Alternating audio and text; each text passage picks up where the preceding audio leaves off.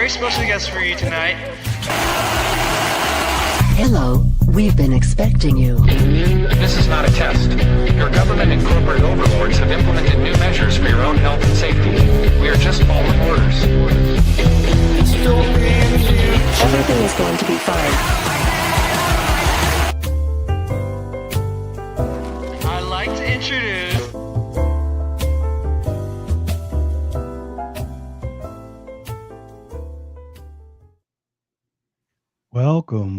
Welcome everyone to another If by Whiskey. How y'all doing today? Doing good. Happy to be here with a very special guest today, Joshua Lisec, a superb ghostwriter, very long resume, but he's behind all kinds of great books. He has his own work, so good they call you a fake. I actually have a copy here, as well as The Best Way to Say It, the online program teaching people how to write persuasively, and the co-author of 2 books with Jack Posobiec, Unhumans and Bulletproof. And of course, we can't forget his work with Scott Adams, Reframe Your Brain. I know you worked with him on that. And you've been working with him, getting second editions out of 2 other books. But he's Scott Adams is worth mentioning because he is the inspiration behind our simulation sip. We all know he does his simultaneous sip on Coffee with Scott Adams. We have our own little version as an homage to him. So we can get started with that. And then we'll get you going, Joshua. It is time. It's the moment that sends the lizard people running back to the sewers. It scrambles the CIA's spy network and alters our base reality. Yes, folks, it's our very own Whiskey Rebellion, known only as the Simulation Sip. All you need is a cup, a mug, a flask, a goblet, a horn, or an ancient alien thermos filled with any beverage Big Pharma hasn't recalled yet. Could be coffee, tea, ivermectin smoothies, even whiskey. Dealer's choice. So join us now as we raise our glasses, together confusing the AI overlords, forestalling the next CDC directive, and maybe, just maybe, waking up one more NPC. Here we go.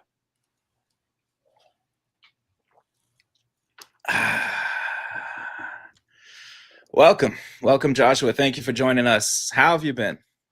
Thank you, Mark, Jason. I have been, I would have been telling people the last few months, but we'll say few days, is relatively okay relative to alternatives, and we now have some sense of what those alternatives can be.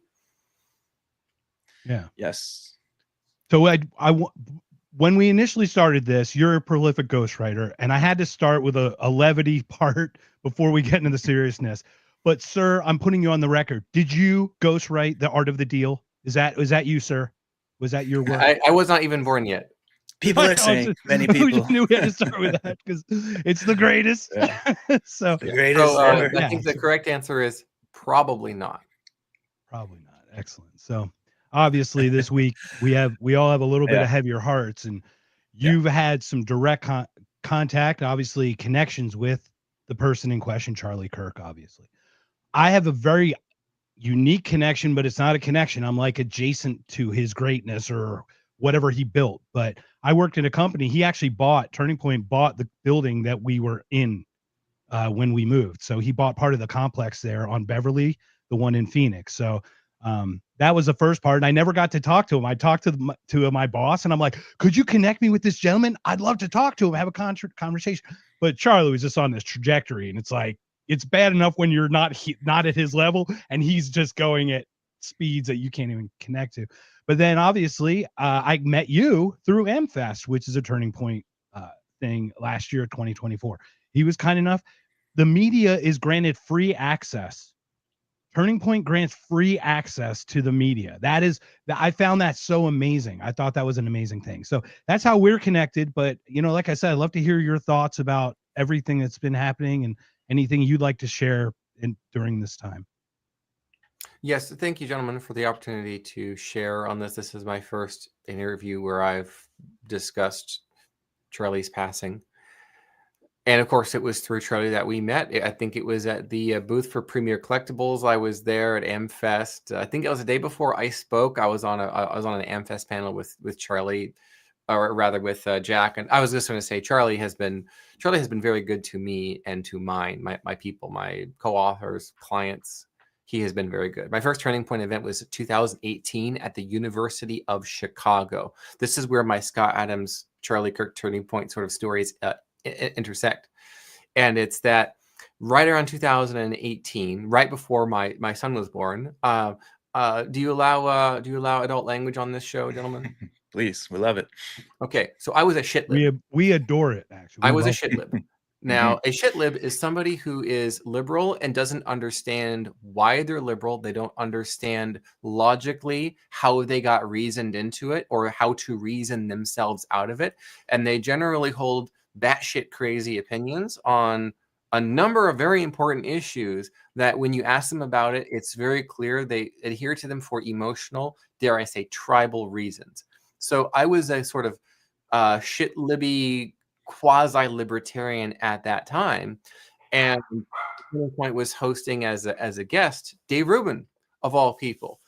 And this was right around the same time I found myself ghostwriting for a number of right-wing authors and Republicans. I grew up as an evangelical Christian, which is the same version of Christianity that Charlie has held fast to during his life. And I had sort of left the baby out with the bathwater, so to speak, with conservative politics and the Christianity that I knew as a homeschooled sort of a sheltered youngster. And I was a bit, let's say, tribeless, homeless politically and socially, one might say.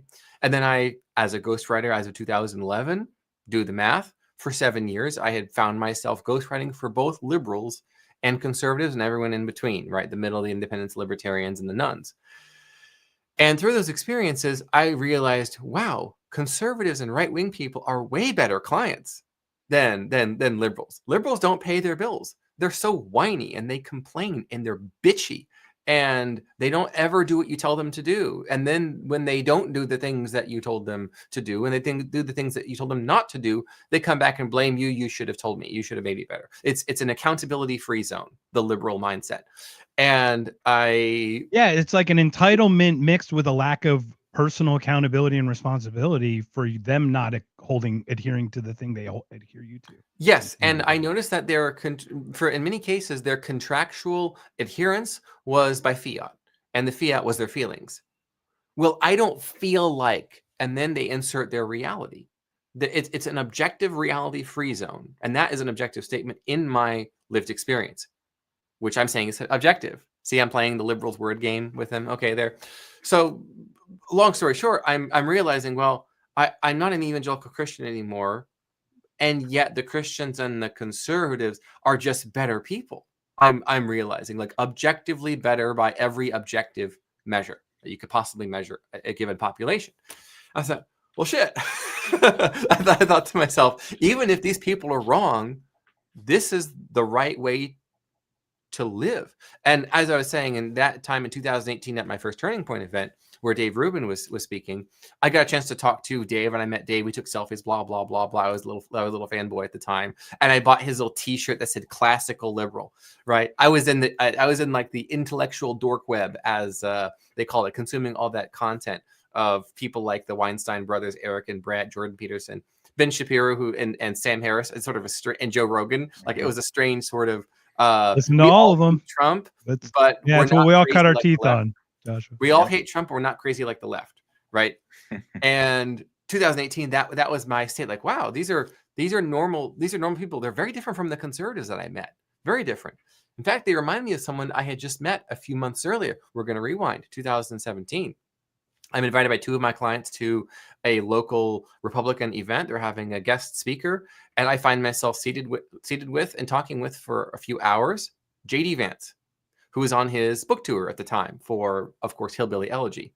And even though he was very much anti-Trump at that time, he found MAGA. He was a never Trumper. I mean, he wasn't just I think he was had one of the never Trump people, right? I think that's accurate from interviews he gave at that time. And yet, he was Shapiro in that same vein initially, right? In a way. Yes, that's correct. And he was very endearing to, and vice versa, the various Trump supporters who were there. A lot of people were wearing the red hats at the time, the MAGA hats, right?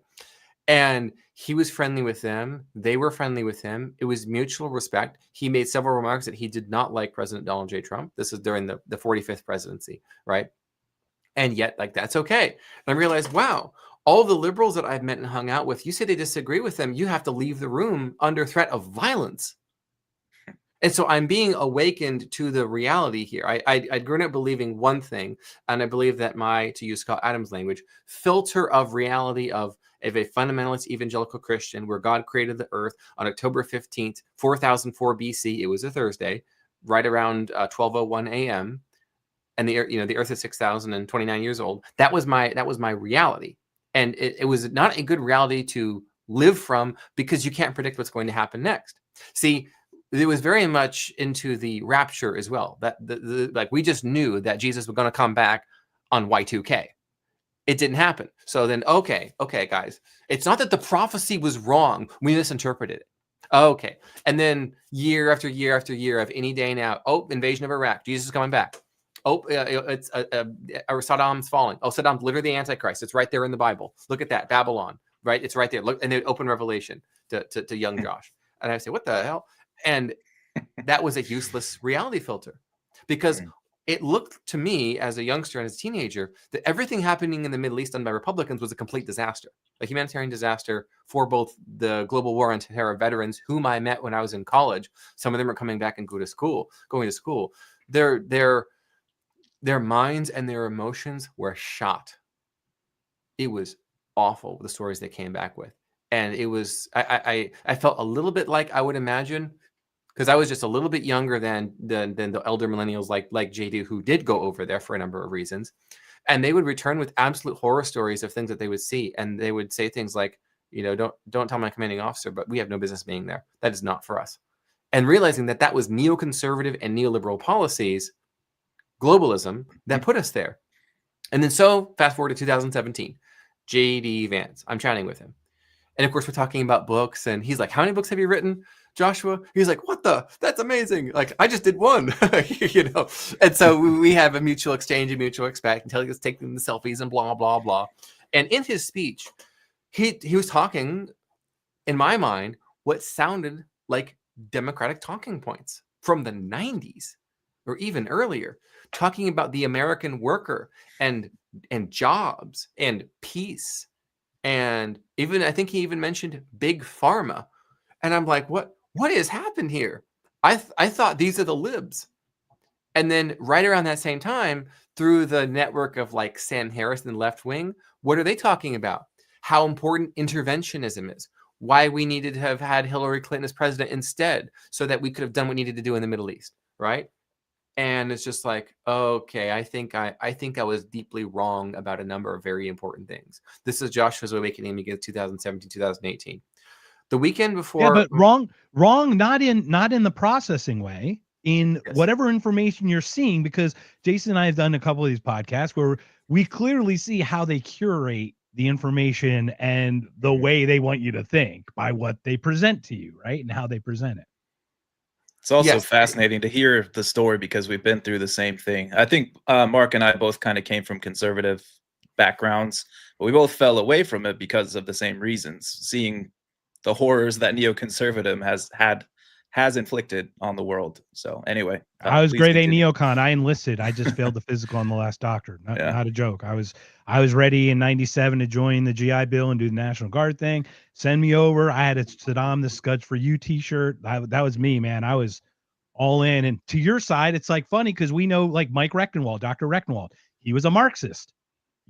You called yourself a progressive, right? These are ideologies or whatever, ideas that are just, they're locked in a box, but when they're tested, they don't stand those tests of time or those stress tests. I was very fortunate that my mother's insistence that cultural Marxism was real stayed with me. She was semi-politically active, I think would be appropriate, right around sort of the rise of the Tea Party, taking me to several events, and I would go with her. I was a teenager at the time.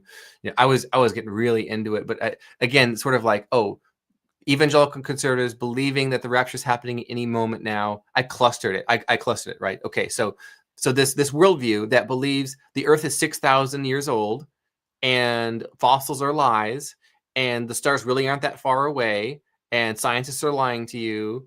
And by the way, every vaccine has always worked forever, and they're perfectly safe. You need to get all of them. That was a conservative viewpoint at that time, right? And the Iraq War was a good thing. We had to take him out. We had to take out Saddam. We had to take him out. We got to support Israel, our greatest ally. Music And censorship in the 80s. all of those, Stewart, yes, all James of those. Baker, That was the worldview set that I had formed into me. And so by realizing bits of it are not just wrong, but destructive to reality, and I'm meeting people who are enduring the consequences of the worldview I had adhered to, I let the whole thing go.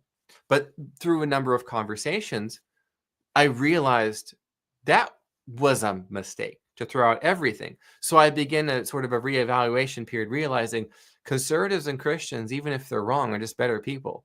And even if the atheists, I was right, because I was hanging around with a lot of internet atheists. I was CIA myself, cringe internet atheist.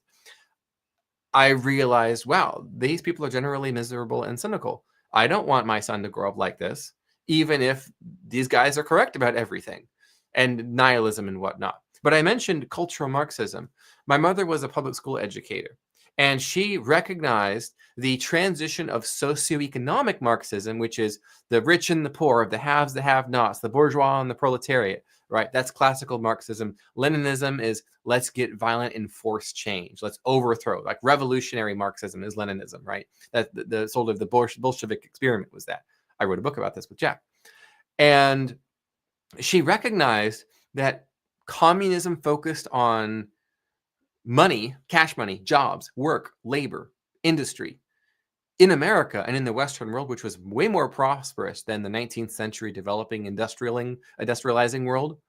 There is not that same inequality. You can come to America or you can grow up here and make a good life for yourself.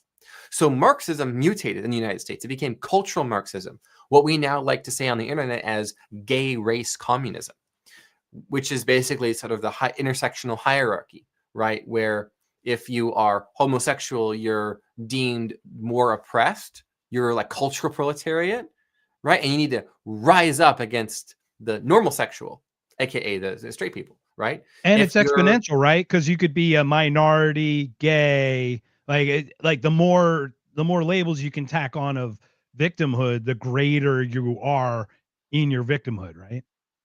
Yes, that's correct. And this cultural Marxism is, in the shorthand, it's to be woke. That's what woke is to be a cultural Marxist in your worldview, your outlook, and how you treat people, right? And my mom would go to these Tea Party events, and she would talk about the threat of cultural Marxism under the cultural Marxist President Barack Obama, right? And eventually I got to the point of thinking, okay, Mom, the sky is falling. Okay, you told me the rapture was going to happen on January 1st, 2000. It didn't. Right. So because of the prophecy phenomenon of I just can't believe this. Like I'm holding in my hand a fossil, Mom. This took a lot longer than a few hundred years during Noah's flood.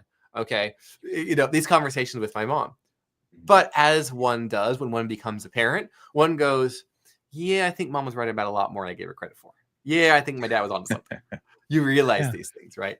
And yeah, we go through in those my things. case, I grew up Lutheran, and then I'm agnostic. I don't know what I'm.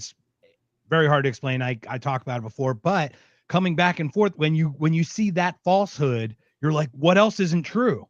Because that's what happened with me with neoconservatism was once the scab was picked, that's what opened the floodgates. So then you automatically just go, well, everything's a lie then, right? And then you don't even separate the wheat from the chaff. The baby does go out with the bathwater, and then you slowly reintegrate as we experience going, wait, it's not truth, it's just not fact maybe, but it still has truth. And there's a lot of ways to look at it from that. Yes. And if we're gonna fast forward through a bunch of things, I had one client after another, one client after another. 2008, right as it was like within days of me going to the Turning Point event at the University of Chicago and meeting a bunch of other like people who were not exactly conservative, but disillusioned with the left and didn't want anything to do with the revolutionary politics, and being sort of awakened to the cultural Marxists who are engaging in violence against Trump supporters, realizing, wait a second, these are the bad guys. These are the actual bad guys. I met someone through a number of conversations. We eventually did a film together called Better Left Unsaid, an independent film through a Toronto-based filmmaker. It won a number of independent filmmaking awards at a couple of film festivals. And it asked the question, why is it okay for the left to be violent, but the right can never be? Why is it okay for the left to organize, but the right can't organize? What's that about? Why is it okay to use extreme propaganda from trillion-dollar industries against Donald J. Trump, but it's not okay to write an op-ed negative about Hillary Clinton? Those are some of the opening questions. And I was willing to question him because, well, I'd questioned my previous worldview of evangelical fundamentalist creationist 7-day Christianity, right? And neoconservatism, we got to help Israel invade every country around them so Jesus can come back and build the third temple. That was some people watching it like, oh my God, really? Yes, we actually believe that. Okay. Realizing, oh, I questioned my worldview once. I was willing to change. Maybe I can do it again. I haven't been an atheist cringe liberal here for very long, so maybe I'll question this too. Conservatives are way cooler. And like I mentioned, J.D. Vance and his vision for the Republican Party was nothing like the George Bush administration and the misadventures of Dick Cheney or Colin Powell or any of those, or Donald Rumsfeld. It was the exact opposite of that. It kind of reminded me of Democrats, but coming from like a normal guy who was just like us. Yeah. And he was very trying to use logic. Republicans. What a shock. We actually tried to use logic and reason. The whole point of the Enlightenment, which became the liberalish movement, right? It's using those tenets instead it just became boxed in vacuum ideology or something. You know, it's very odd how it was opposite of what the intent was. I think so. Like I was saying, within days of the University of Chicago event, Turning Point USA, within days, I was at a bookstore and I see displayed on the shelf one of Scott Adams' books. And I thought, oh yeah, I remember hearing him on Sam Harris right around the election a couple of years ago. He didn't make sense to me, but he wasn't deranged like Sam Harris was. I was a Sam Harris fan at that time. And I thought Sam just went crazy over Scott Adams. And I thought, well, Scott just kind of came off normal. And when Sam would rant, Scott would just kind of chuckle and say something like, okay, Sam, something like that. And they're like, wow, this guy's got some spine here. This is interesting. And it came together, and I was more open. I was opening back up through the J.D. Vance connection, my conservative, Republican, and right-wing clients, and through going to the Turning Point event, I was opening back up, ready for a worldview shift. And that's when I saw Scott Adams' book. I bought it, turned it over. Oh, wow, he's on Twitter. I download Twitter. May 2018. It was like May 20th, 21st, something like that, 2018. I download, 23rd maybe, something like that. Anyway, I download Twitter. And I follow Scott. And I become a reply guy to Scott Adams. And it was a year later, not quite to the day, but really close. A year later, I was on his podcast for the first time. And I've maybe done 6 or 7 appearances on Scott over the years. And he's mentioned me maybe 50 times over the years. Of course, we began working together and on a number of books and some other fun projects over the years. We all were very saddened. It was almost exactly 4 months to the day that we're recording this that Scott shared his diagnosis with the world. He's since found a therapy that seems to be working. He originally thought he would not be with us by the end of summer. And lo and behold, he's still here when we just released the Loser Think 2nd edition, which I bought the 1st edition of right around the same time as all this was changing. And we saw that with Scott. What's interesting, Scott gave that diagnosis, and Jason actually is inspired by Scott, I think, to start this. He was one of your inspirations, Jason, if you want to reflect on that. But basically for me, it was the same thing. It was like, we didn't think he was going to make it in the summer because he brought the diagnosis and he looked bad, and he's actually looked better. Much recently, he's looked better and just a little healthy, little strong. Yeah, I'll let you keep going there, Joshua. You can hear that story another time. Jason, you were inspired to start this podcast or do something here together with. Really, my political awakening started around 2015 when Trump was running for president. Before that, I was pretty apathetic about the whole thing, and I was never a big Trump fan at first. And then as I started hearing Scott talk about him every day on Coffee with Scott Adams, I was like, oh, I see what he's doing, and talking about the persuasion and the tactics. So when it sounds like he's saying something crazy, you can take a step back and think about what's actually going on. What is he really talking about? What is the goal? of saying something like that. Things that might logically not sound like good or, economically sound or something. You can you can take that with a grain of salt, because he's not always saying exactly what he means.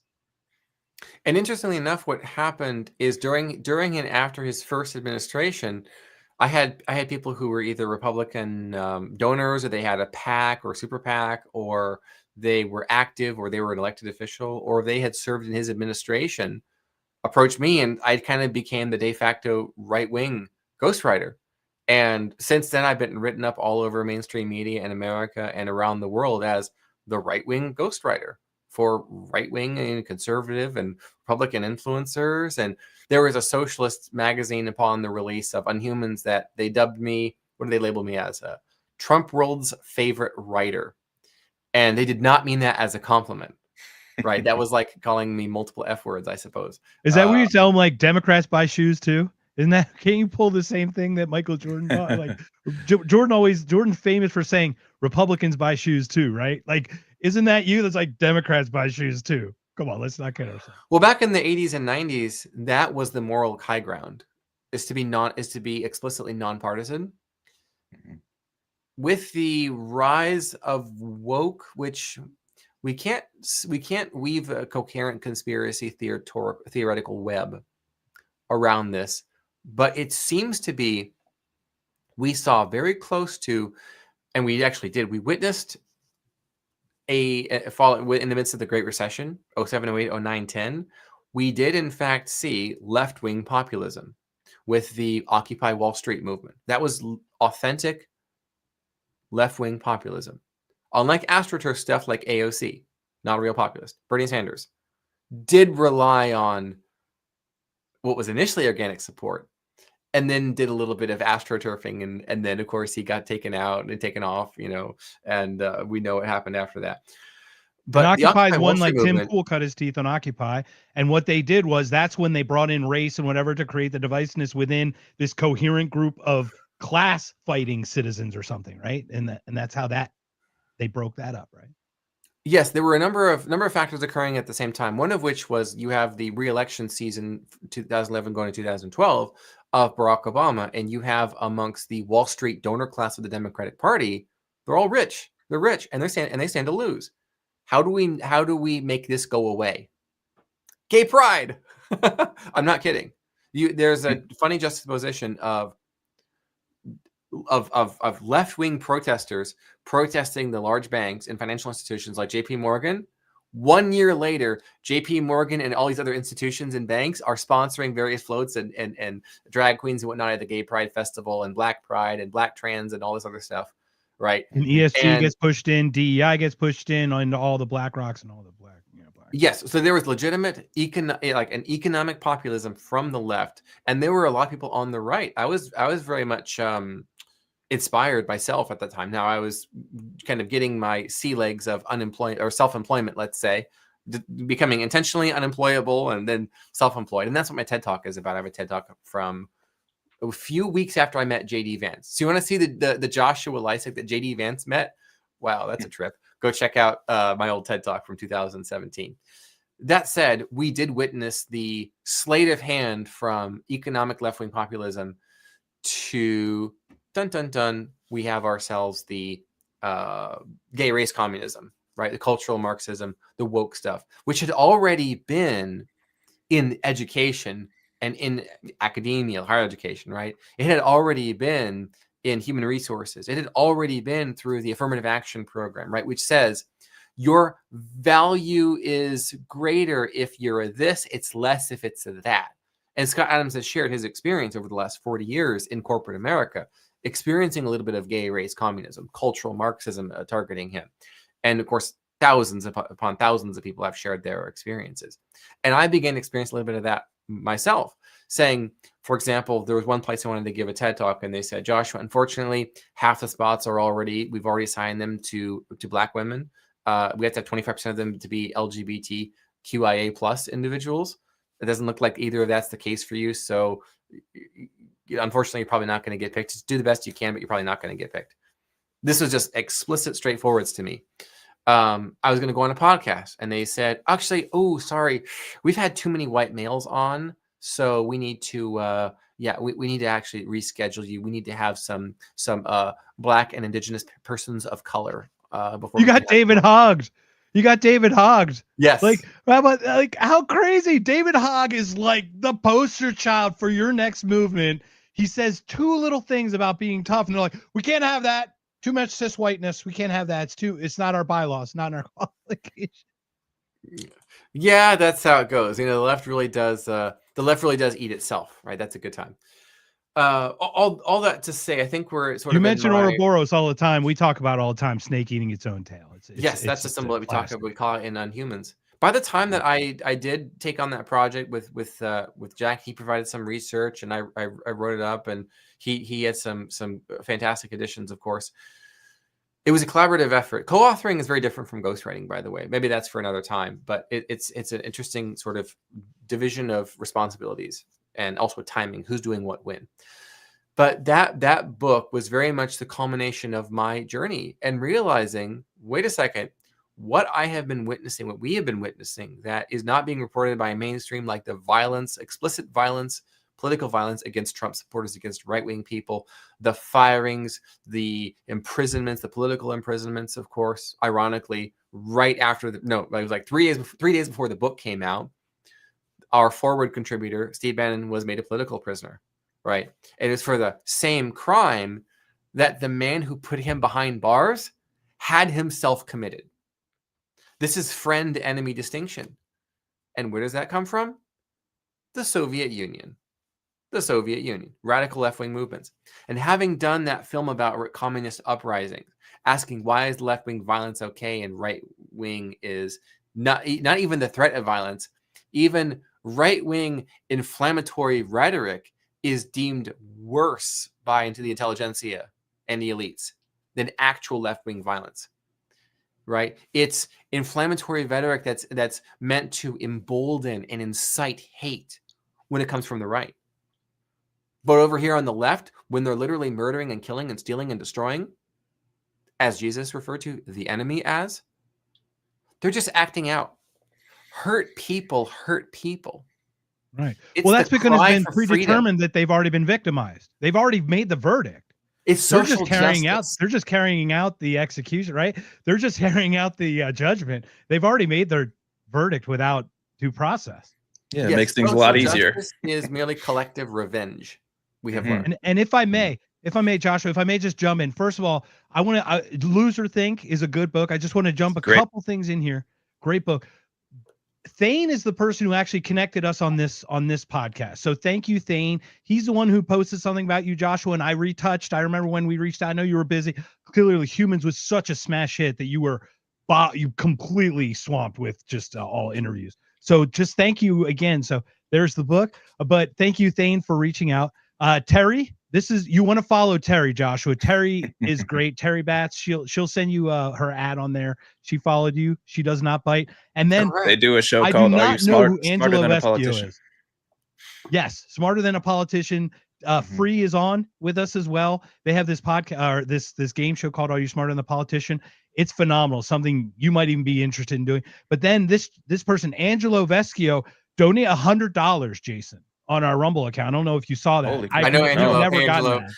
Thank you so much. You should text me now. What's your question, Angelo? Text me your question. I know Angelo. Oh, perfect. Excellent. And then, so Angelo, thank you so much for that. We're here for the exchange of ideas. So I'm just grateful for Joshua's time. And I know Jason had a couple questions and everything. I'll shut up again, but I just wanted to reset and thank you everyone for joining us on today. Yeah. Well, we're talking about this psychology of kind of the haves versus the have-nots, which is a big theme in Unhumans. Can you talk a little bit more about that? Is that like, I guess if you have, you are one of the oppressor class, and if you don't, you are oppressed, just by definition. So how is that playing out nowadays? And is that related to what happened to Charlie?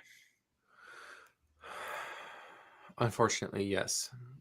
What we now call the Unhumans hypothesis is that for all of recorded history, for as long as there has been civilization, but particularly in the last quarter millennia or 250 years, We have seen the fringes coalesce, organize, come together,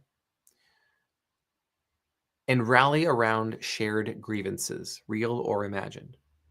Things are bad in society for people like us.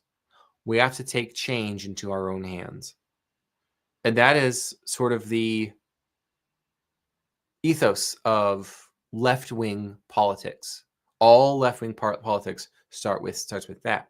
Right-wing politics, by the way, starts with law and order. That's the right wing. Left wing, again, is that's not fair. 3 words each. Law and order, that's not fair. Law and order, that's not fair. Right and left. Law and order, that's not fair. And truth be told, there are unfortunate situations that are in fact not fair. But what have we seen historically? It has been Christians noticing the cry of the oppressed, of the actually oppressed, like slaves, for example, children in factories, people dying in the streets, truly homeless during the hardest periods of the Industrial Revolution, alienation of families, where husbands and wives and parents and children would not see each other for days, and kids, depending on their profession, working from 5, 6, 7 years old, had a lifespan expectancy in the teens, maybe 20s if they were lucky. Child mortality rates due to that period, brutally high. Just a real rough period. Christians noted this, and being the hands and feet of Jesus, this is where I realized, oh wait, the Christians really were onto a lot of stuff. Okay. Even if they're not right about everything, they're right about what matters, is what I came to sort of realize for myself. But in any case, when there are not good people who step up, when there is not people who see there are bad things happening, how can we help? When there is a lack of that, or there's not enough of it, or there's somebody who tries to take advantage of the situation because they have a real grievance, a chip on their shoulder, and they decide, I'm not okay with what happened, I'm going to fix it. That'd be a good example to mention Vladimir Lenin.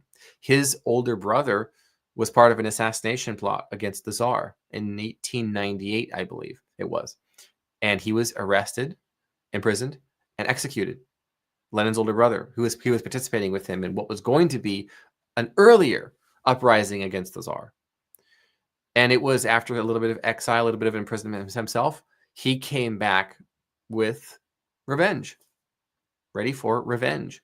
And so much of left-wing political organizing is cultivating that sense of unfairness, stirring the pot, kicking the hornet's nest, shaking the ants together, so to speak, organizing, focusing, and unleashing. And we see that happening with targeted individuals and groups. So the recent high-profile, both mass and targeted shootings, whether it's of Christian children or if it's civic leaders or civil rights activists, in the case of Charlie Kirk being the most famous, it seems to be the sort of the transvestite community and those who are allied with it, as we see with this latest, the Charlie Kirk assassin. And those would be coalitions of the fringes, who in the left-wing tradition, that's not fair. So much that happens to them. The Unhuman hypothesis goes like this. These fringes of society, in every civilization, in every society, there is going to be them. But it's specifically within the last 250 years that they have sort of figured out, cultivated, and then copied the same template for a social or cultural revolution. And we've seen effectively the same thing, but taking different forms and going to different extents as much as it can. The French Revolution and Haitian revolutions, those were, in effect, proto-communist revolutions because the Communist Manifesto hadn't been written yet. France itself suffered several more as various republics would rise and fall following the emperor period of Napoleon. Right? We've seen this in other countries as well. Obviously, Cuba, parts of Latin America like Nicaragua. We saw this in Russia, obviously. In Spain, until one man said, "Wherever I am, there will be no communism," and he meant it. Francisco Franco, who had a father's heart for his country. Dad's home and he's pissed, as Tucker Carlson would say. That was Francisco Franco in the late 30s. We saw it, unfortunately, it didn't quite pan out in China, where there was a nationalist leader who, after the fall of the empire and the the surging tide of communism under Mao Zedong, Chiang Kai-shek unfortunately wasn't successful, but he was able to set up a free China, Republic of China, aka Taipei, Taiwan, right? That was the last bastion of pre-communists who survived, escaped, and set up their own country. You're right, say a good ally to the United States.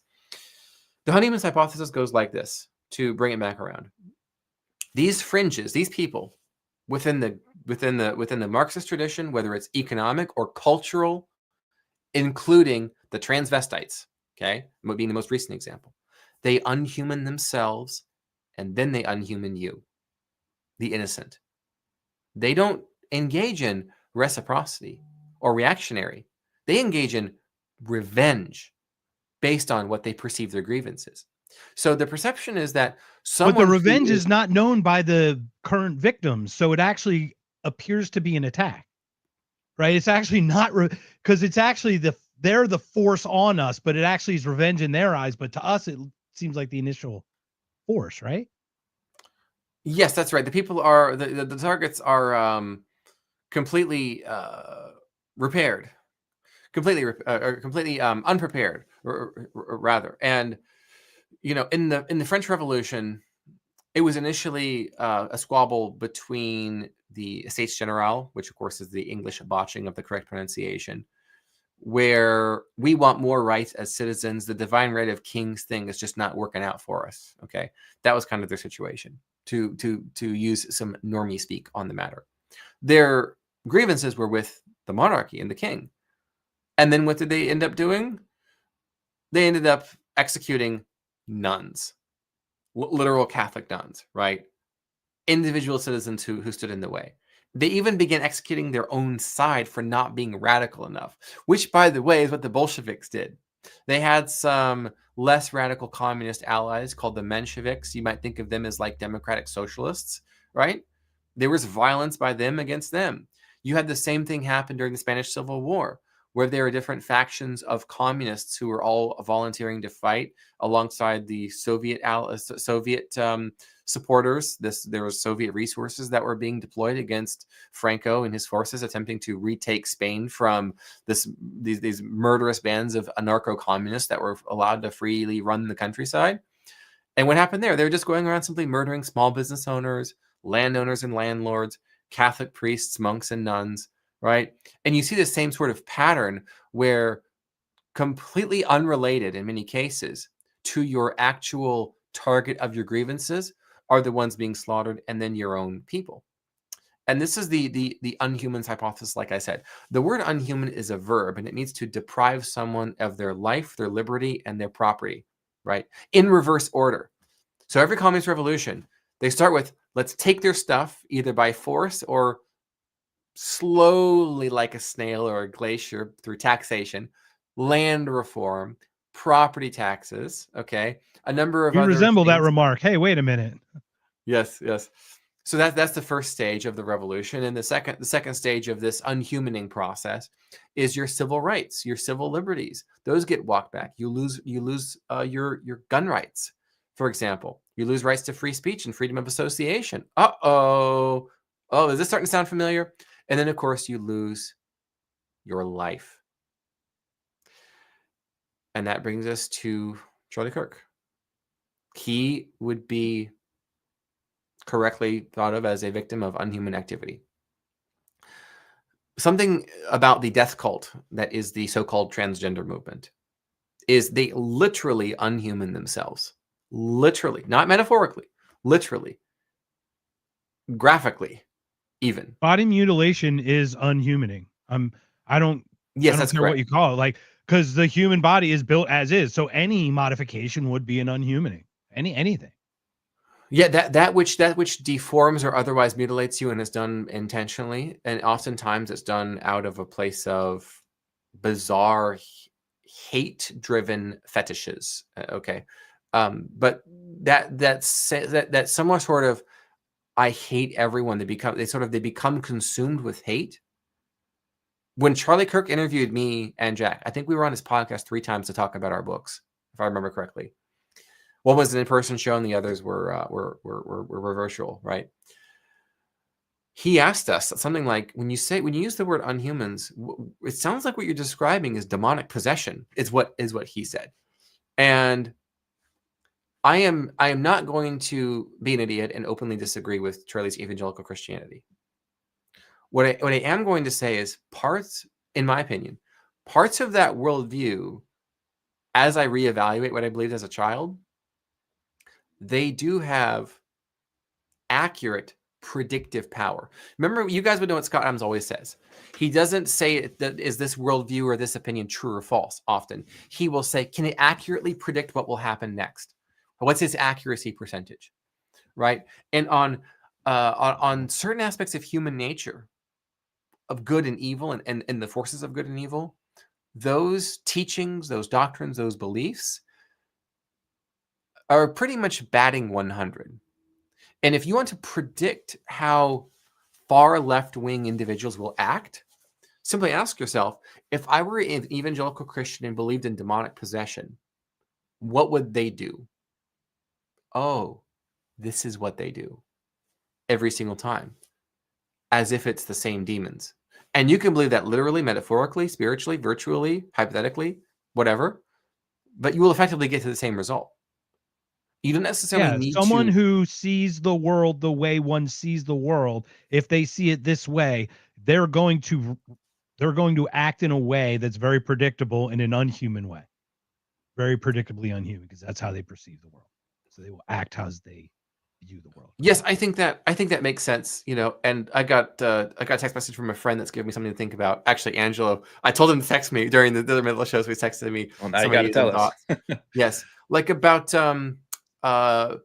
I think sin is another useful filter to use. Again, that sort of Scott Adamsian language, right? What does sin literally mean? It means literally to miss the mark of the thing that was to be done, accomplished, hit, or avoided, and you did the opposite of that, or you simply missed the mark, right? And Jason and I are Petersonians as well. I saw Jordan Peterson talk about. He talks about sinning all the time, about missing the mark, which is where the value, I think, of the Bible comes in. Yeah. Yes, and a few days ago, I read on a live space, or maybe it was a video. I read Revelation 18 through 21, and as I'm reading it, I'm thinking, I have no clue what this means. I had no clue when I was an evangelical, as a kid, teenager. I had no clue what it meant when I was an atheist. I don't have a clue what it means now. Revelation is an apocalyptic vision, and there were a number of apocalyptic vision documents, scrolls, you might say, floating around in the late first century, prior to, during, and after the fall of Masada and the Zealots, those who are holding out against the Romans. Speaking of Christianity, I don't think it's quite possible to really understand the doctrines and the teachings, the parables and the metaphors, unless you understand very well that period.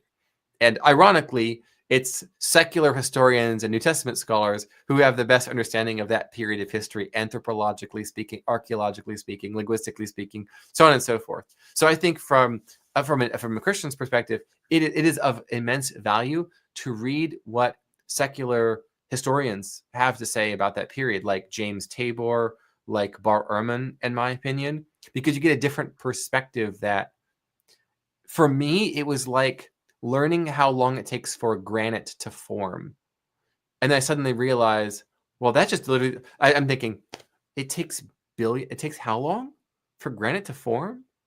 I'd go and I'd ask an evangelical. And they would just say, well, it only looks that way to test your faith. And then I thought, okay, I guess I have to throw all of this out now. Gee, thanks. But then I would meet people who were like, oh yeah, we are evolved. Wait, and you believe in God? Oh, absolutely. Jesus Christ is the Son of God. He rose from the dead. And you believe in what now? Oh yeah, evolution took billions of years. And I'm like, you're not supposed to be able to believe both things at once. And yet here I am meeting these sorts of people, right? Ironically, going back to 2018, that special year, January 21st, 2018, I was at the American Museum of Natural History, going into the Hall of Human Origins exhibit. This is before they took out the Theodore Roosevelt statue, sons of bitches, like they do with all the statues.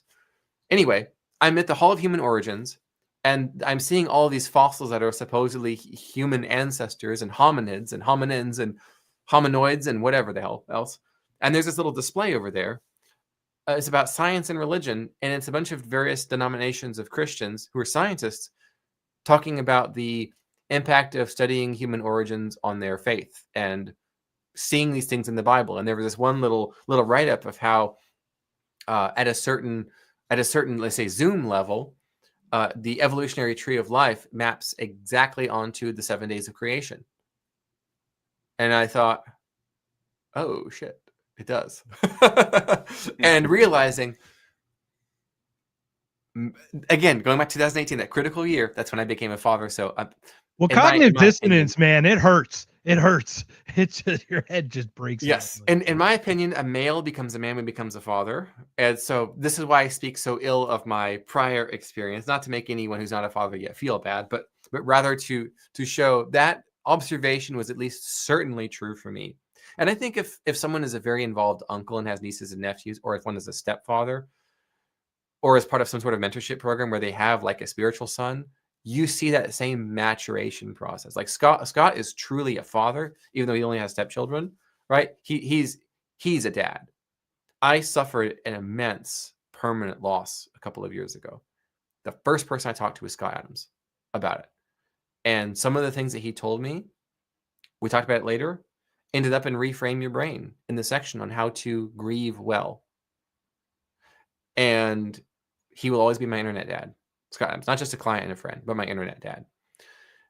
And observing these things about fatherhood, whether it's biological, literal, or it's, let's say, symbolic or metaphorical or practical, I begin to awaken to that role within myself in 2018. I'm realizing, like, I am responsible for what does a man do? A man protects and provides. Okay, what is that? What else is being provided besides resources and shelter and whatnot? Well, guidance, truth about reality and how best to navigate it for your kids. So I think that's why I was in that particular mental space in 2018, because I was in that great transition period of my life, realizing that, okay, it's time to put away the childish things. Okay, I'm gonna take off my atheist bumper stickers now. Gotta put those away. in my opinion, I know a number of atheists now who are openly atheist. But I will say, with regard to their worldviews are aligned enough. I'll put it that way. The right has become a strange set of bedfellows, or a big tent, one might say, where you will meet transgender people, you will meet gay people, you will meet atheists, you will meet a little bit of everything and everyone. You meet a lot of people from India and the Republican. This election cycle proved that. I mean, you've got RFK, Tulsi, you've got Elon, all coming from, the left them clearly, but we were seeing this shift clearly happening where this new tent is encompassing all these different. Yes. And you know who the tent pole was? Charlie Kirk. Charlie Kirk was the tent pole. He was certainly an integral part of that, 100%, especially with the youth movement, 100%. Mm-hmm. Yeah. He was the nexus, truly, of the right. And people are like, well, who's going to replace him? Okay, this is not a BuzzFeed article from 2011. Okay, we don't need to say top 10 most likely to replace. No, we're not doing that. This is what I shared with people last night. We in just north of Columbus, Ohio, in Dublin, Ohio, we passed out 600 candles for a vigil for Charlie, and the number I heard was 3,000 people were there. The news said 2,000 plus. Those bastards. Which does, of course, 3,000 is 2,000 plus. That's how they play the game, right? That's what they did to Trump in crowd sizes. They would say that was always a big thing for President Trump. It's all we play with that all the time, the manipulation of the little numbers and how they tweak a word here and there. Mm-hmm. Yes, precisely. Yes. But one of the things I share with people was similar to what RFK Jr. said, I think yesterday at the Kennedy Center, in which, after his own father was murdered by an assassin, in front of him, if I remember correctly, in his family, his mother, his father's widow, said something to the effect of him like, the whole never heals that which is ripped out of you. But what you can do is you can grow in size around it. You can expand around it. And our tent pole has been felled. And none of us are as tall as he was in stature and in spirit, Charlie. But what we can do, Unfortunately, I never had the honor of meeting him. I just ancillarily had seen him yes, around. I can finish this point and then share a little bit about my personal interactions and my sort of ghostwriters / hypnotists' perceptions of him. I will be respectful and accurate. I have a hypnosis background as well, also inspired by Scott Adams from our friendship. And I studied and became licensed, certified, all that crap, and a member of the NGH. And I've done some private hypnosis with people.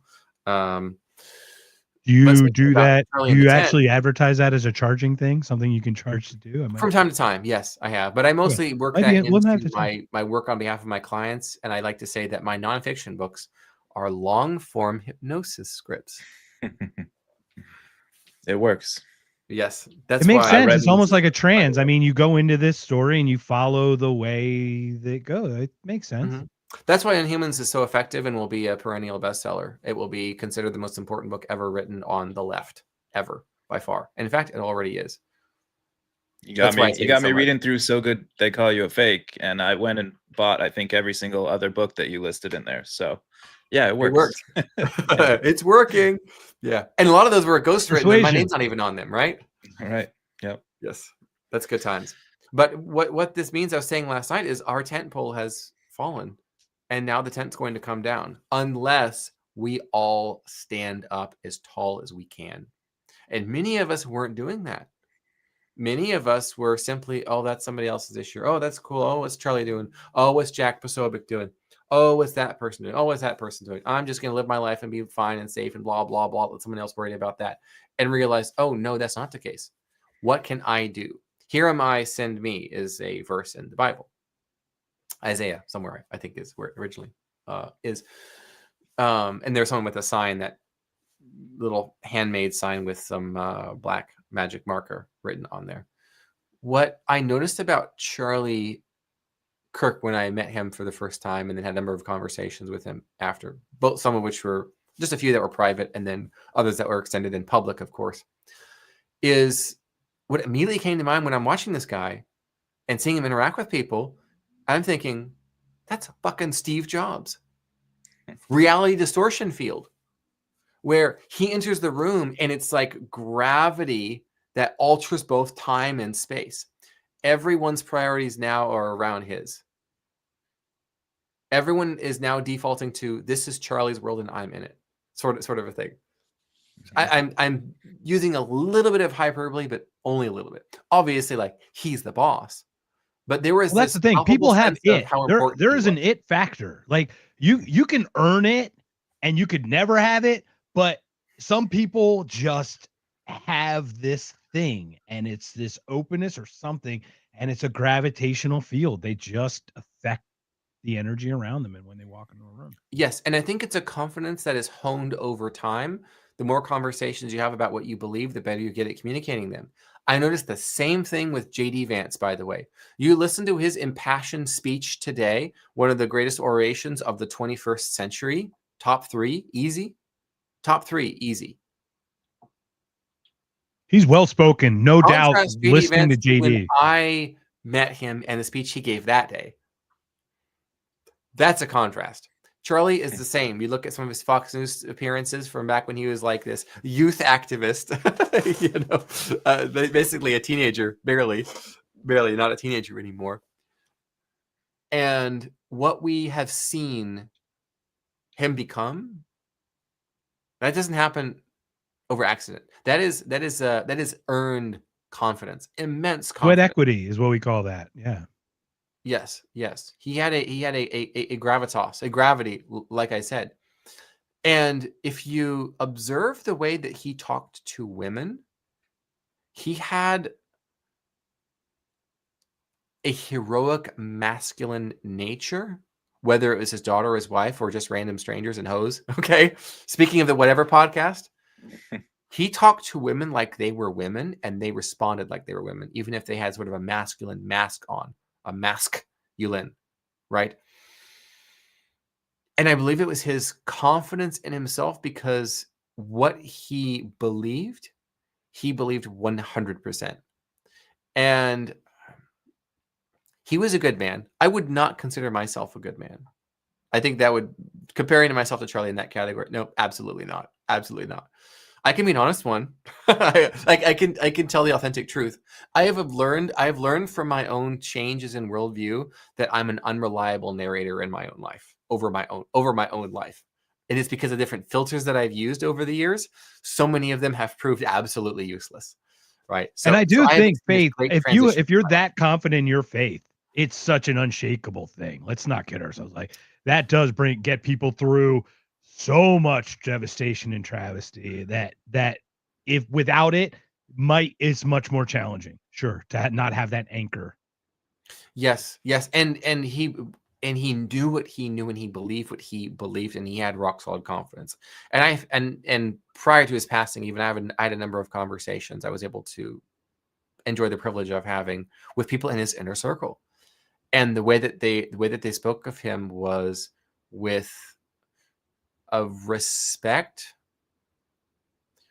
that I have only seen granted to President Donald J. Trump, when someone speaks about him and he's not in the room.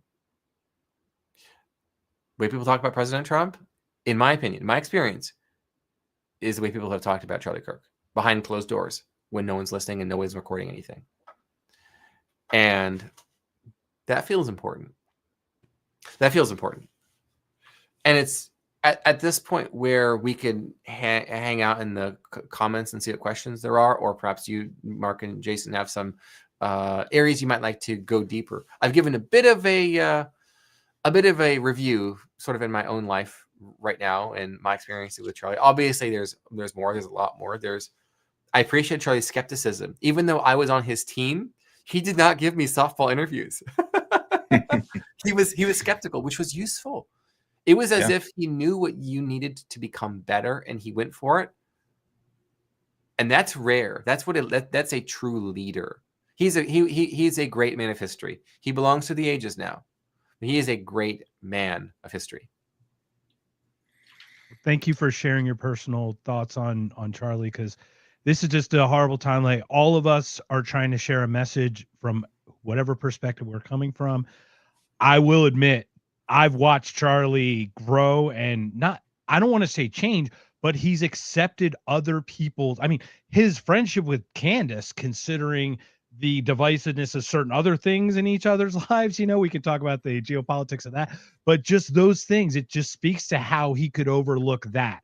And that's something you don't see, because when you see Charlie, or when you saw Charlie on a podcast solo, and the Simone Biles thing to me was challenging, because I felt like you'd have to be an athlete to know you could snap your neck if you're not in the right frame of mind doing a triple backflip or something like that. But it did provoke thought. And then once he poked it, then you can open to actually have he made it uncomfortable so you could rest in the uncomfortableness to actually address it, or to address the issue itself, or actually challenge each other. Also rare.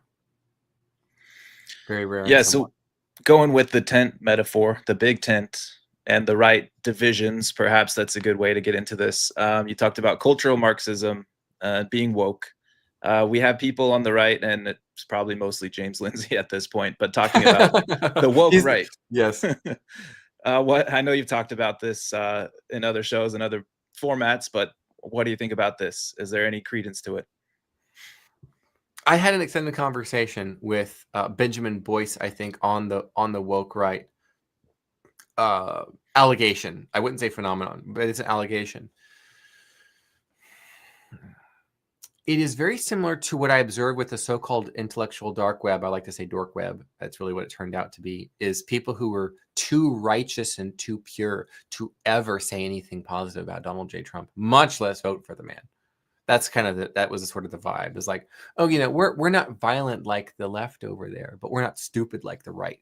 That was sort of the intellectual aura of authority. And you even saw that from guys like Ben Shapiro around that time, circa 2017, 2018, and even prior. There's this idea, and James Lindsay has assaulted me and my reputation a number of times, and done what someone does when they are losing an argument online is they simply block and then start blasting the person behind the block, right? That's I asked him a question at Freedom Fest last year, actually this year. He Yeah. was on a panel with Brett Weinstein. It was about his documentary that they did about the whole thing with the paper with Prigozhin. And I said, why is there an attempt to conflate the general anti-war movement with this woke right thing? And he said, I was a very fine person hoaxed. And this is after his podcast with Peterson, where he said, what do you do when you in the morning? Wake up. Woke. Like, and I'm like, you're coming at me with this intellectual stuff. And it's like he couldn't address that. So I apologize. I had to jump in there because it still baffles me that he very fine hoaxed me when I literally watch hours of footage to dissect what I think about people. I don't just sit there and make, comments off 3-second snippets. Yes, so I will attempt to, and I may make a poor attempt at it, but I will make an attempt. Remember, not good, honest. I will try to make an honest assessment of the woke right position, or the hypothesis. It's something like woke right people believe that because the left is so effective at wielding power and organizing, the right needs to study left wing, particularly far left, aka cultural Marxist, aka woke tactics, and just do all the same stuff back to them, like identity politics. Oh, okay, you're going to favor, let's say, black people and illegal immigrants and transvestites. Well, we need to favor in the exact same way affirmative action for whitey. Okay, that's too far. That's being woke right. You're woke right. That's the too long didn't read version. When you hear what they say the woke right is, that's their assertion that what I just said, they believe that to be an emergent and observable phenomenon. That said, I don't know anyone who believes that. The closest I observe to anything like that are the Nicolas Fuentes Groypers. They're sort of called the fans of Nicolas Fuentes. That's the closest. And Nick had a great. I'm sorry, Nick's statements after Charlie's murder were phenomenal. He really spoke respectfully about Charlie. I really got to give it. I did see that, and he did refer to Charlie as his opponent. And I thought, wow, we just might have ourselves here, just might, at least in this one instance, demonstration of how a good faith enemy talks. And maybe that's the only instance we'll ever see of that. Right. And you hear that about Nick Fuentes, the one who was with Milo at Mar-a-Lago. How dare him meeting with Trump at dinner? That right-wing fascist, like whatever he is, it's like he doesn't demonstrate what you label him. When he's shown to actually be able to be given the grace, he's not the one dancing and cheering Charlie's death. He's bemourning it. He's part of. He knows what Charlie meant to those people, to everyone. It's unbelievable how people get painted. Yes, as far as I know, that, and this may be semi-conjectorial. That's a new word I've just made up on the spot. The Mar-a-Lago meeting, the idea behind that was something like to attempt to persuade the Groyper community to be pro-Trump. Something like that. Basically, coalition building to see. 100%. That's how we got RFK. It was years old. They're 19 years old. They're 20 years old, and the idea is like, can we see if we can bring these guys along? Well, it turns out that over the Israel issue, that a lot of them went. I wouldn't even say far right. There's almost like a reactionary type of right wing. I have spoken against. It's a blowback. I do think it's a blowback to how the country has acted. I think there's a blowback to it. Yes, I think so. With the dishonesty about the Israel-USA relationship, probably the most helpful frame, I think, to view that is that Israel is a vassal state of the United States. Without the United States, there is no Israel. I think that is the best and most honest way to discuss the topic, and also why there's so much support for them and why AIPAC lobbies the way that they do.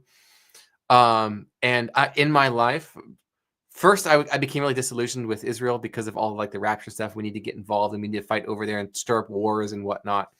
And you see, like, that's actually not good for people who live in Israel or their neighbors. None of that is objectively good for them, this interventionist policy from the United States to sort of make the rapture happen. And by the way, many such evangelical Christians who believe in the rapture, that was the prevailing worldview of the Bush administration, foreign policy, leadership, and decision makers. Oh, gee, that has consequences. Millions dead. Let's not try that again. And Jesus didn't come back. Did not come back. Yeah, I wish they would not try it again, but they keep trying. Lather, rinse, repeat, everybody. Lather, rinse, repeat. Yeah. I have a sort of neutral to positive view of Israel. I think a lot of my thinking on this has been informed by Jack Posobiec's perspective, because he has a much more expansive view of the world and world history, because he's a former Navy intelligence officer. He has vast. The Navy intelligence makes me think Jack's got some inside baseball. That he is I would say he is a good faith actor. He's also a very good friend, and was a very good friend to Charlie. I don't think something that has been noticed or much less publicized, but what is not very well known is how useful Jack was to Charlie. Jack was indispensable to Charlie. So much so behind the scenes that they, in my opinion, were closer than brothers. And I observed this regularly. When Jack was in the room with Charlie, right after, Jack was so angry. Oh my God. I watched some right with Bannon, I think. Yes. Right immediately after. Yes. Within 5 minutes of the shooting, Jack went media on, and he did not turn off for close to a week now. He has not stopped. He's been every interview, every conversation, anything he can, and everything he can do. Jack has been there. Everyone else, not to. I do not want to put down anyone's grieving process. Everyone grieves a bit differently. But I want to make it a point that Jack went right from Charlie's alive to Charlie's legacy now lives. And Jack Posobiec may very well be one of the most powerful defenders of that legacy right from the beginning of that legacy and Charlie's transition from among the living.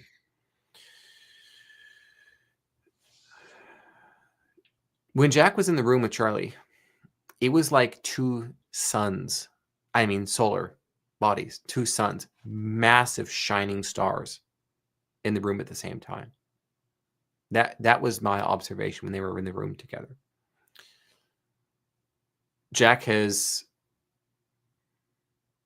correctly framed the situation as to CNN and to millions of normies as an asymmetric civil warfare situation.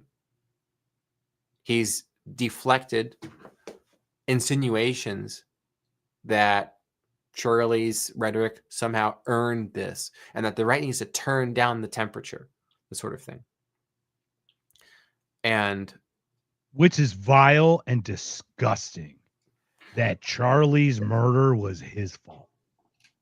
Yes, or even this idea that someone says mean things, which he didn't, by the way. But even this idea that the left-wing intelligentsia amongst the academia and journalists and so on is something like, wait, so you're saying someone says something you say is offensive, so it's okay their neck is shot out of their body in front of their kids?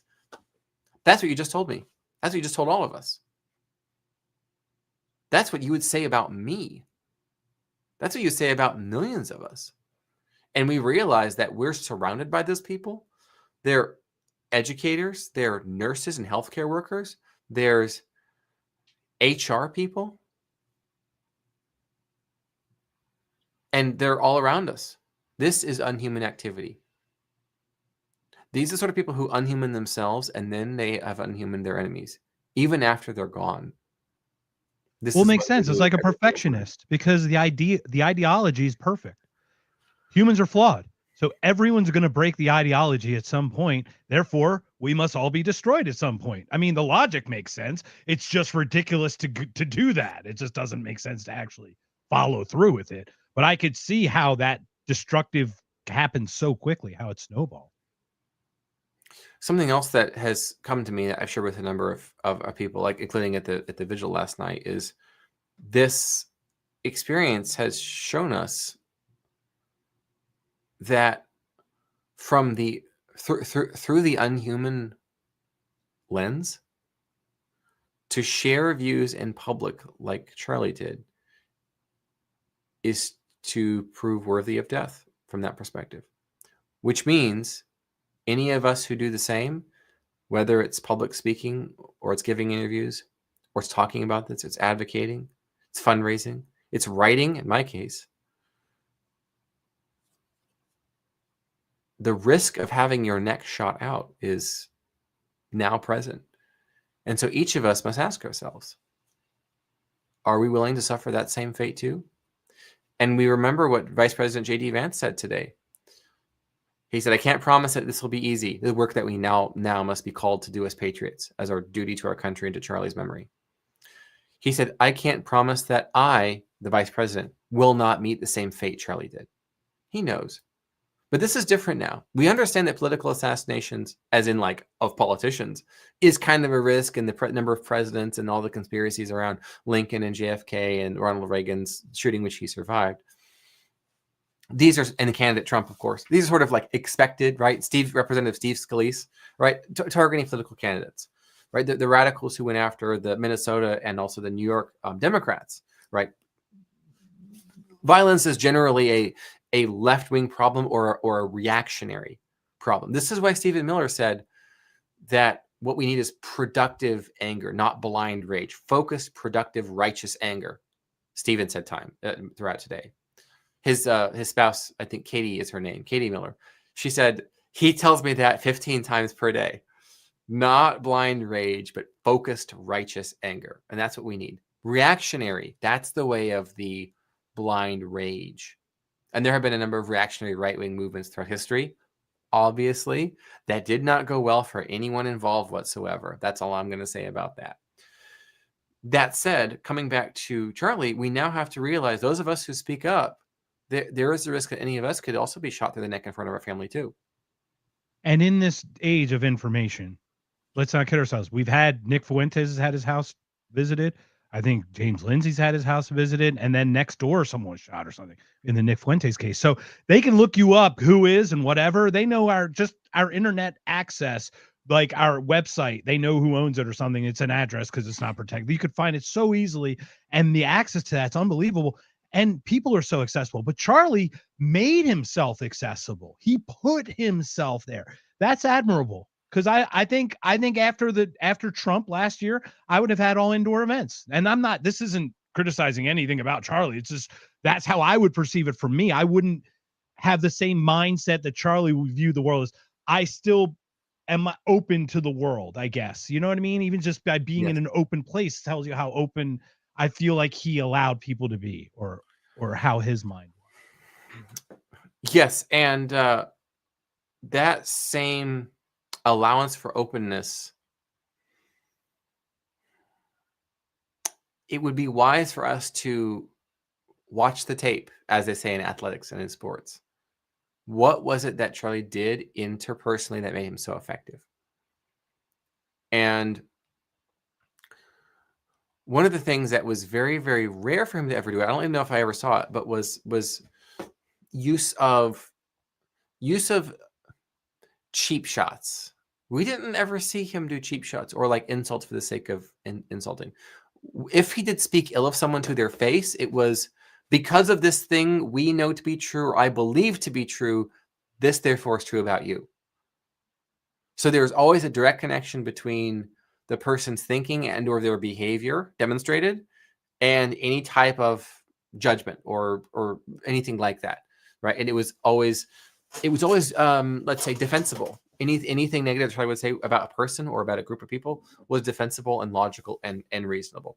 But most of the time you could tell. But that's observational. Clearly, that's not even as judgy. You know what I mean? It's much more observational about, this is how someone who would be this way would act. So therefore you're acting this way. Therefore my logic is that you are this type of person.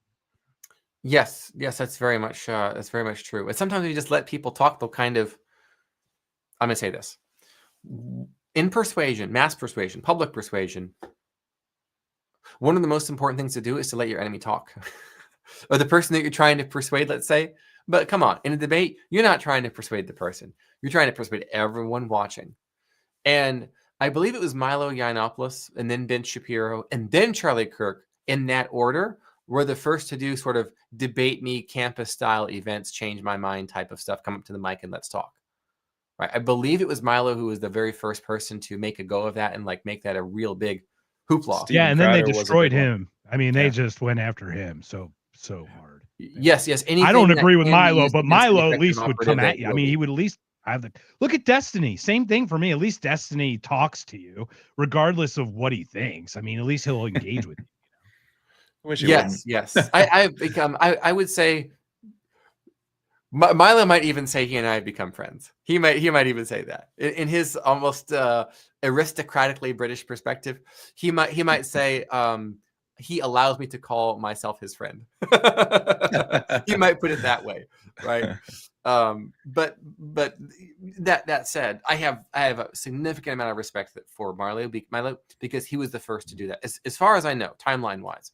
And then Ben did it, and then now Charlie doing it. And the reason that's so effective is you can have the normal, logical, quick-witted young adult. At the time, Milo was, Ben was, and of course Charlie had been for a number of years, especially when he started being like a teenager, basically. I think it started as SOS Liberty was like the first name before Turning Point, SOS Liberty. And he did it at his high school, I believe, right around like the Tea Party-ish era when that was still kind of going strong in the Occupy Wall Street context. True populism on both right and left, by the way, to kind of circle back to a couple things we talked about. The Tea Party is right-wing populism of the time, and then the left-wing populism. Both organic, by the way, and both either ignored, steamrolled, or contorted into something else that they were not. But back to Charlie and mass persuasion. When you come across, like I said, sounding normal, having a good, quick wit, sitting quietly and listening to the other person, it's what you might call persuasion, where before anything has been said by you in response, the very act of you patiently listening to a raging leftist spout things that make absolutely no sense, and you're calmly sitting there nodding, your behavior is remarkably different between them and the question asker, or maybe the verbal attacker. It shows, wow, one way of thinking is better than the other.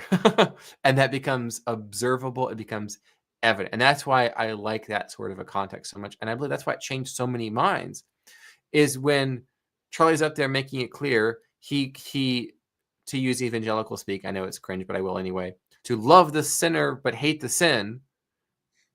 The sinner would, in fact, appear to be legitimately loved by Charlie.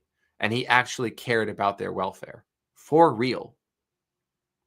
And many people couldn't handle that. They couldn't handle that because they believe that this is a horrible, terrible, evil person who believes these things. And then he's saying that Jesus loves me. And what?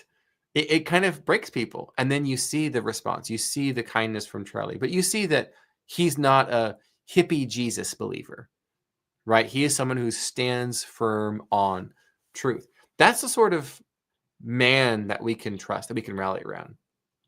You know, And of if course, I may, are you familiar with Daryl Davis by any chance? yes, Daryl he's the Davis? black man who befriended a number of KKK members, right? Exactly. His persuasive, it just reminded me of that because I saw him at Freedom Fest as well. And his persuasion was that same thing. He lets them tell you what they think. When you try to shut down someone who feels a strong way about something, that doesn't ever soften them to opening anything else. You have to allow them to express it, so that leaves the pores for you to enter and have those conversations. And the shutting down is what actually creates more of the animosity than the expression. Yes, I believe that's correct. And that, of course, is what the left does. And so often the most effective persuader for the right is left-wing behavior. Truly, whether it was during the COVID-19 shenanigans and the mandatory lockdowns and all of the crazy rules and the mandated jab and this, that, and the other, right? It was really something. And it was a lot of people stood firm. And it didn't take everyone. It took enough individuals to say, wherever I am, there will be no communism, in their own way, you see, during that period under democratic regime rule, that a And we lot were of replaced with tyranny. I'll be honest, Joshua. We were replaced with tyranny because, look, the National Socialists, we could call them fascists all they want, but it was a centralized state that I think Jason and I would oppose as the centralization of the power. Not, to your point, like communism was a tactic, right? And all these other things. I'm very respectful of your time. We have a few more minutes before the time we talked about. Jason, do you want to bring that one up really quickly, if you could? Yeah, this is a great one, and ties into what I wanted to ask too, because in chapter 13 of Unhumans, it opens with, "When the Unhumans bring a show of force, Team Humanity must bring forth an even greater one. This is the only way." So the question here is along those lines. Rachel wants to know how, as low-level individuals without major connections, we can get involved and fight peacefully and lawfully against the Unhumans and help stop any violent revolution. Well, I happen to know Rachel, so I will speak directly to you, Rachel. One thing that you and I both know that you have been doing is showing up. There's a lot of people that haven't even shown up, but at the vigil, in your job, in your work, in your religious or faith-based life, as best you can, just start by showing up. That's an opportunity. That's an opportunity. And last night when I showed up at the the prayer vigil for Charlie, I got there an hour and a half early. Not to self-glamorize. This is very important. I'm not intending to self-glamorize. I showed up there an hour and a half early, and I go up to the biker vets for Trump who were running security at the event, and I simply said, "How can I help?" And then, well, they might need you over there. Okay, so you need somebody else there. Setting up signs, passing out candles for people, setting up tissue boxes, stations, helping move this heavy thing over there. Here, get a volunteer wristband. We'll put you to work, right? It's showing up. You did not need to be a semi-famous, maybe barely famous, we'll say, or infamous ghostwriter, best-selling author character to do that sort of thing.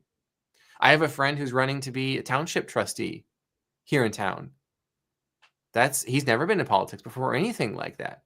He's volunteered a couple of times, but it's okay. It's time to get involved. I think things aren't going a good way. I think I can help. Anything that can be done to move the needle. It could be in your workplace where there's some shitloob who spouts out some shitlooby stuff about Charlie Kirk. Shut that shit down. Say something. Peacefully, respectfully, lawfully, as you said here, Rachel, but shut it down. Just say, that's not okay. No. That's what there's a quote from Tucker Carlson, which is something like, no is a complete sentence. I believe I'm correctly attributing to Tucker. He said that a number of times. Remember Francisco Franco's resolve. We do not need to be a Spanish general in 1936 to have that same level of resolve. We do not need to be a public figure, a celebrity 2.0, as I'd like to say, like Charlie, to have a backbone. We can just say, no, wherever I am, there will be no gay race communism. And you have to mean it. And you have to be willing to sacrifice. I have not come out publicly about this, but there is a sacrifice of a very specific nature that I made for this. A few people watching know exactly what I'm talking about. And I was aware of it in advance. I thought about it. It was hard. And it wasn't a certain risk, 100% risk, but it was moderate to high, potentially even very high risk. And I thought about it. And I was reminded of a scene in Toy Story 2, the children's film, 1999, Disney Pixar. And the events of Toy Story. Out of the mouths of babes. Yes. And the events of Toy Story, of course, Woody saves Buzz, his former enemy. And by the way, the dynamic there is between an older sibling and a younger sibling, right? Like the new baby shows up and then the older kid gets forgotten. That's what that is a metaphor for. But eventually Woody helps save Buzz Lightyear, right? As sort of the Woody the cowboy doll saving the Space Ranger action figure, talking toys. Who knew? That's the events of Toy Story. And there's a brief speech that Buzz Lightyear gives as he's gathering up all the toys. You can tell what my kids are into right now. watching Toy Story on average of 0.5 times per day in full. Buzz says to the other toys, Woody risked his life to save me. I couldn't call myself his friend if I wasn't willing to do the same. In the context of everything happening, I can't call myself an American if I'm not willing to get shot through the fucking throat like Charlie Kirk.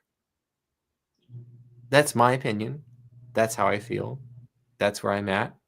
So any sacrifices that I make willfully, relatively easy compared to Charlie Kirk. Absolutely. Yeah, it's probably the best way to end that. I mean, yeah, I think that's a great place to wrap up. Joshua, thank you so much for your time. Anything else you want to tell people about? Where can people follow you and find your work? I'm at Joshua Lisec most places. Probably my most popular platform is over on X, formerly Twitter, at Joshua Lisec. Something else that I have as a show I started a little bit about a year ago is a test, as an experiment to see if there is an audience for sort of daily news headlines and stories filtered through the professional persuasion lens. So somebody who persuades professionally in print and in other media, which is me, sort of a 5 to 10 minute analysis of the news. Is there a market for that? So I have a show on YouTube called Daily Persuasion. I also simultaneously broadcast the episodes on Rumble as well. And of course, my day job, but also a moonlighting experience, if you could call it that, is lisecghostwriting.com. And those of you who have put up with my adult language, I certainly appreciate it. I am a bit different from Charlie Kirk in that regard. I spent too much time listening to Scott Adams. I'm not going to lie. We were concerned about our trap potty mouths. I'm notoriously, I go like from 0 to 100. So we weren't sure. So we're glad for possibly next time you have an open invitation. Anytime you want to come on, maybe we'll get more loose or something. This obviously was a little heavier than we expected it to be. We had scheduled this so long in advance. So. Yes, that is, but it is, it is coincidental to say the extreme least. One thing that I encourage everyone to do is to become familiar with Google keyword, a long tail keyword, using it in Google. Near me, everybody. Republican near me, GOP near me, Turning Point near me, volunteering near me, vets near me, for veterans, obviously, protest near me. Jack Posobiec has 3.2 million followers right now. He got his start by showing up at left-wing protests with a phone and the Periscope app and just turning the thing on. You can do that. I can do it. Anybody can do that. Sometimes it's as simple as showing up an hour and a half early before an event and saying, how can I help? And it's passing out candles. We had 600, but there were like 3,000 people. In any case, it can be that. It can be simple things. Our tent pole has fallen. Everyone has to stand up now as tall as we can. I'm doing. And this was not even an ideological tent pole. This is an American tent pole. Because Charlie did speak about having constructive, combative conversations. That is the heart of what America was built on. Yes. And the new standard of sacrifice is, I'm thinking about what Jesus said to the apostles when he called them. You will see, people will hear and see me use Christian language and analogies and whatnot, because I don't think you can disentangle the American experience from Christianity, whether one is evangelical or Catholic. And I'm at the point where my personal beliefs are probably closest to Ben Franklin's deism, but I think Jesus Christ rose from the dead. I think so. I'm not saying I know, or even I believe. I think so. I think so. But that's. I'd love to have a conversation. We should have a conversation about that sometime, where we don't get into like what we have to firmly believe, because this is one of those things where it can be very fluid and open. It's just really something, especially spirituality, because spirituality, I personally think it's an interpretation. Everyone interprets similar things differently, and that's maybe how we aren't able to express, and that's why we see different things maybe in levels and whatnot. Right? Yes, something that you just reminded me of, if I may go a little longer, is when now VP JD was on Joe Rogan, he described Catholic Christianity from his perspective as being like software for the human hardware of our brains, of our neurology, our consciousness. I think that's a good way of describing it. It seems evident to me, whether you want to use the word evolved or designed, religious experiences, faith-based experiences, metaphysical reality seems to fit hand in glove with the human being. And so to believe, to have religious experiences and a devotion makes one fundamentally human. So isn't it interesting that every time the far left gets any power, they try to steal, kill, and destroy religion? Isn't that interesting? People don't Well, think religion counters Unhumans their is extreme religion. or radical or hyperbolic anymore. They just say it's Religion right. fights their cult. That's the problem, right? The religion counters their cult, so it's competition at that point. You know, it's you only have so much brain power. Precisely. Yes. So and Joshua, what, thank you again. I'm so grateful that you joined. I'm just so grateful. Thank you for your book was phenomenal. Unhumans, it is a must watch. Jason, you have that book again. It's definitely a must. I signed up for Audible so I could listen to it, but it's great. I'm curious about Bulletproof coming out of this current thing that just happened. So I'm very curious about reading that or getting into that as well. Yes, and speaking of Bulletproof, I just remembered this just today. Here's a copy of Bulletproof. This is the first and only book that actually investigates what happened. There's another book I think that came out, a couple other books that were just like telling people stories of like what they saw. We did those, but we want to know who did it, who didn't do it, what do we know, what did the Senate and the House subcommittees not cover, what do the neighbors know, what did they see, what was happening on the ground, what's all the evidence, which conspiracies can we dismiss? That's it. So people say that this reads like a murder mystery, but it's nonfiction, right? As Corey Comparatori lost his life. But anyway, right here, number 2, on the back of the book, it says, Jack Posobiec and Joshua Lisec have done it again. The team behind Unhumans is back with a book that will send seismic shockwaves through the 2024 election and our nation. Read this book, study this book, and take action. Charlie Kirk. There it is. That's great. Do you have any more sorry projects? For your loss, Joshua, of your friend, because you obviously had a relationship. So I'm sorry for that. Thank you, gentlemen. Do you guys have any more projects coming up between you and Jack? Have you settled your feuds? Oh yes, so the feuds. There's a little word you all should become familiar with, and that word is kayfabe. You know what kayfabe is? Mm-hmm. Another word that's an that Eric is Weinstein used, favorite, isn't it? Another word that is used that's very similar is kabuki, as in kabuki theater, which is a Japanese theater that people will say is wildly over dramatic and exaggerated for effect. People generally understand that pro wrestling, not like Greco-Roman wrestling or MMA, but like pro wrestling is kayfabe, where it's wildly over the top, exaggerated for effect.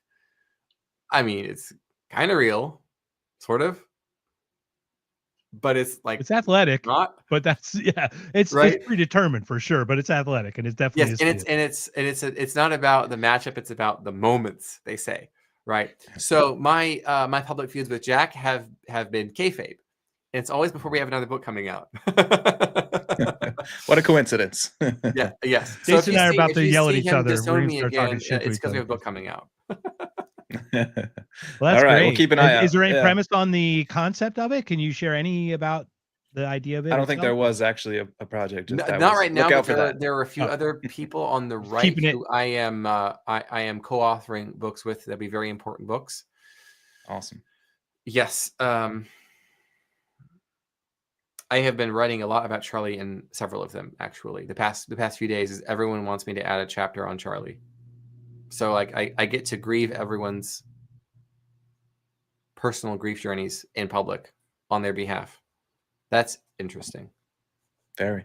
But it's also an honor to put to words what Charlie Kirk meant to so many people on those people's behalf, so that they can share with their audiences their authentic grief the best way that they can, the most meaningful way that they can, so that we all can treasure Charlie's memory for the rest of our lives.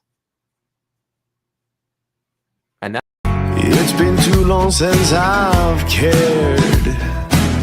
I keep the pain inside my head.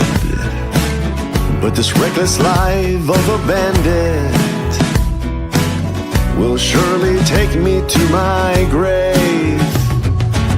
I've got my iron and